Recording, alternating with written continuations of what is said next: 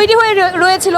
এবং আপনি দেখেন যে আমরা দেখেছি যে SM ফরহাদের যেই রিটটি করা হয়েছে, যেটি আসলে শামসুন্নাহার হলের একজন শিক্ষার্থী করেছেন, সেটা আমরা বারবার বলছি যে এই রিটের পরিপ্রেক্ষিতে একজনের মনোনয়ন বাতিল হতে পারতো, একজনের প্রার্থিতা স্থগিত হতে পারতো, কিন্তু পুরো ডাকসু বানচাল হয়েছে, তার মানে অবশ্যই সেখানে কোনো রাজনৈতিক ইন্ধন রয়েছে।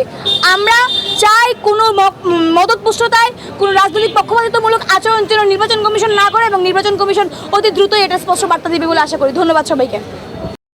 হতে পারে যে প্রার্থীর মনোনয়ন বাতিল হয়ে যাবে, না হলে এই প্রার্থী এই প্যানেল থেকে নির্বাচন করতে পারবে না, কিন্তু সেটার বিপক্ষে গিয়ে কখনোই ডাকসু বানচাল হতে পারে না, ডাকসু নির্বাচন স্থগিত হয়ে যেতে পারে না। একজন প্রার্থীর মনোনয়ন স্থগিত হতে পারে, কিন্তু ডাকসু বন্ধ হয়ে যেতে পারে না। কারণ আমরা যারা প্রার্থীরা আছে, আপনি জানেন যে সর্বোচ্চ সংখ্যক প্রার্থী এবার ঢাকা বিশ্ববিদ্যালয়ের কেন্দ্রীয় ছাত্র সংসদ নির্বাচনে লড়ছে। তারা আসলে তাহলে একজন প্রার্থীর জন্য পুরো সবগুলো প্রার্থীর কেন এই অধিকার হরণ করে দেওয়া হবে ডাকসুতে নির্বাচনে অংশগ্রহণ করার?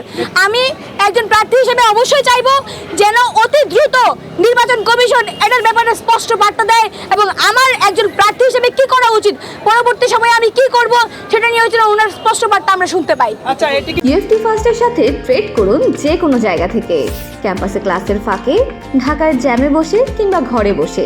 ট্রেডিং এখন হাতের মুঠোয়, তাই ট্রেড করুন যখন খুশি যেখানে খুশি।